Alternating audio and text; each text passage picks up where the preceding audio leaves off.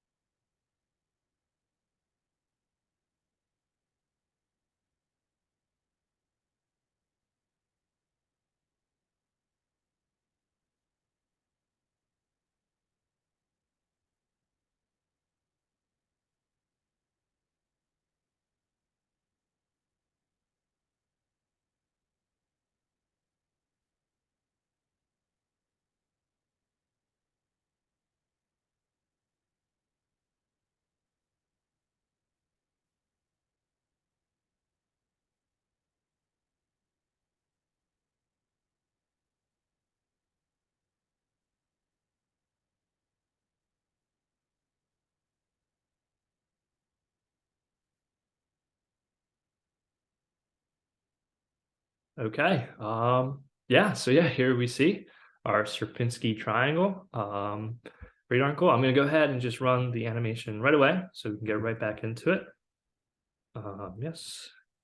And so yeah, it starts out really slow. And that's by design. I like the idea of seeing kind of like all the kind of I know it's not chaos and it's not random, but it seems so. And you kind of see that slowly until it starts to ramp up at around 20 iterations. It starts to ramp up, and then it develops into something ordered and something to really cool. Yeah, I apologize about it. It started getting jumpy towards the end. I am using the MATLAB web client as well as running video recording software in the background. So yeah, it might jump in on us a little bit, but I want to talk about a little bit more about the function of the animation because I specifically designed it to start out slow and then ramp up. Okay, so it's going really slow. That's all right. We can go to MATLAB or to Desmos to see the function I used for the speed of the animation. So yeah, I wanted something that was asymptotic for X values. So I wanted something that would start out very slow and then kind of flip a switch and get really fast. because if it was too slow the whole time, it'd take forever to get 750 iterations. But if it was too fast, I don't think we would be able to appreciate kind of the chaos before the order. So yeah, I used a negative arctangent function to get here. And I had to make a little bit of adjustments to it. The first of which is just this 5 pi, which just shifts it over to the right. So our switch is flipped, not at 0. And this is arbitrary. It could have been anything. At 1 pi, it's 3, so that switches around 3. 3 pi is around 10. But I thought 5 pi was the smoothest for animation. And then this pi over 2 is moving it up pi over 2. And this is actually necessary. If we do not have that pi over 2, we have negative pause values, which is not allowed. So we do need to have that pi over 2 just to shift it up. That way it approaches 0 instead of a negative number. And then finally, I just have this scalar of 0.5, which does exactly that. It scales down the initial value. So start, it approaches pi, which it's around 3 seconds. I thought that was a little too long for a nice smooth animation, so I just halved it. I got underneath that 2-second threshold, which I thought was or made the most sense. That's that blue line here. And then, yeah, so around 1.5 or pi over 2 is what it approaches before it makes that switch and then approaches 0. And then if we go back to the MATLAB, hopefully, yep, so we have another generated Sierpinski triangle. And then here's our pause function within the MATLAB code itself. And just one little thing worth mentioning, another little adjustment is I approximated pi with 3.16. And that, again, is on design. If I approximated pi or just used pi as 3.14, it approached 0 as it does in the function. But in MATLAB, that makes it get really, really jumpy and not as smooth animation-wise. So if we just over approximate pi, then it approaches a number close to 0, but not quite 0. And it allows for a smoother operation as the markers load in. And yeah, with the KS game, developing those Sierpinski triangles, it turns out it's not just restricted to triangles. You can use pretty much any regular polygon. I've seen squares, pentagons, hexagons, octagons, and you can make more cool repeating fractal designs. So I chose to pursue Sierpinski square, and then another Sierpinski square that's particular and it's famous, but we'll get into that after we see their Sierpinski square. And this is the same thing, just in the square, the same rule set. So I'll go ahead and run this. It takes 2,000 iterations, but because of the iteration number being so high, the animation wouldn't have been smooth. So I decided to not add the animation function within this. And yeah, so here we see the graph here for our Sierpinski square. Let me actually move my video screen. Okay, there we go. We can see better. So yeah, this kind of has a fractal repeating negative kind of cross shape that keeps going down and boxes these squares into smaller squares in the corner, which is cool. So yeah, we just use each point, choose a random spot, and then instead of moving halfway between the vertice and the random spot, we move 2/3. And that's just so we can get a repeating shape in a square.